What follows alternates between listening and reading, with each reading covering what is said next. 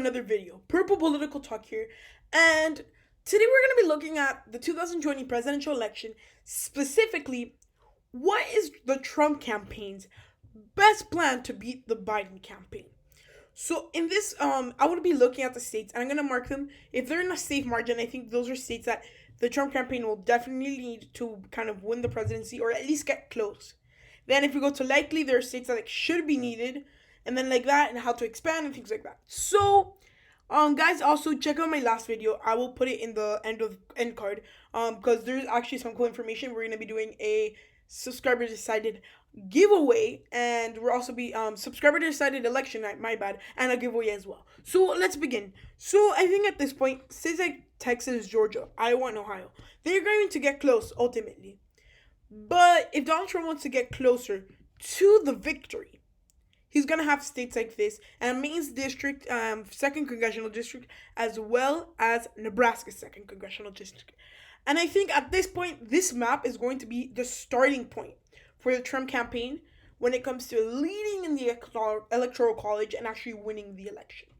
So, at the end of this video, all, if not most of the states that are currently not filled in will be Donald Trump, and I'm going to explain like the reasoning and things like that, and I'm going to say this is going to be what Donald Trump's map, all the seats are filled in red. This is what it would look like in his worst case scenario. This is going to be a starting point. Yeah, Democrats, Texas, that's a good argument, but unfortunately for the Democratic Party, they're not going to be able to. Even in a super big where Democrats are the most popular people in the nation, they're not going to be able to. Now, where is Donald Trump's next step? We still are missing 65 electoral votes. Where do I get those? Well, you can get a nice start out of Florida, North Carolina, New Hampshire, and yeah, I think that's where he wants to start off, as well as the state of Michigan.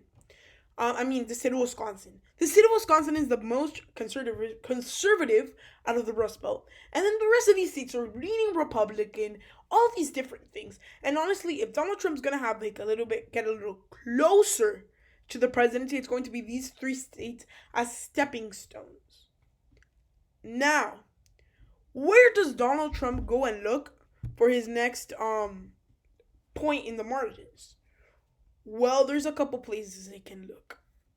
And I'll say that, honestly, looking at the rest of the states that are left, these are going to be states that Donald Trump needs to win to expand and actually win the presidency, but also win by a comfortable margin. We're not talking about winning by 1 or 2 points. We're talking about winning comfortably. And I think these states will come in the form of Michigan, Pennsylvania, Colorado, Virginia, and honestly, and Arizona.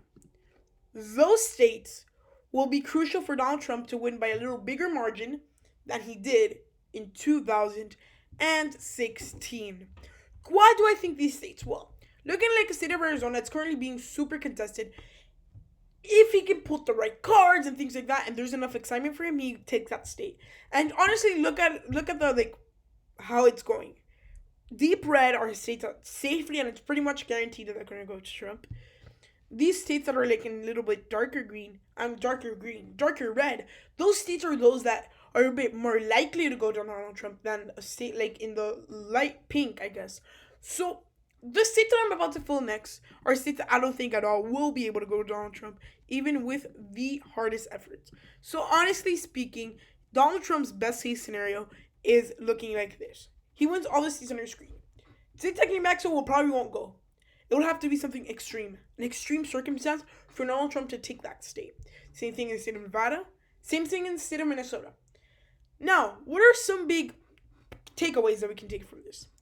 Rust Belt could actually easily go to Donald Trump. And honestly, guys, I understand that the polls are sometimes true, are sometimes right. And for the most part, they are. But remember that some of these polls are underpolled areas like the Rust Belt, where a lot of the working class voters actually make a big impact. I personally wouldn't be surprised if Donald Trump wins the election. But still, Joe Biden is looking like he's going to win, and that's what the forecasts show. But looking forward, I'm not going to be super surprised if Donald Trump wins, because honestly, I could see it happening miles away. So, biggest takeaways Rust Belt is actually more Republican than you think. State of Virginia is actually going to be more contested than people may think. Colorado, same thing. Those two states, Democratic population, yes, this and that. But here's the thing. Lots of the Democratic population can't vote yet. And that's actually a big majority. There's a lot of Latinos in this country. A lot of them can't vote because they're too young, or they can't vote yet, or they're just not interested in voting. So that's one thing to take away. And the suburbs are going to be mad at the Democratic Party in the sense that their governors, the mayors and things like that, they probably destroy their cities. And I know that suburban voters will get mad. I mean, it's for the community as a whole. But at the end of the day, suburban voters will end up getting mad. So, guys, I hope you enjoyed this video. And if you did so, please give it a thumbs up and like and subscribe. And yeah, turn on post notifications. And if you like the video, please give it a thumbs up again. Hope you like the video.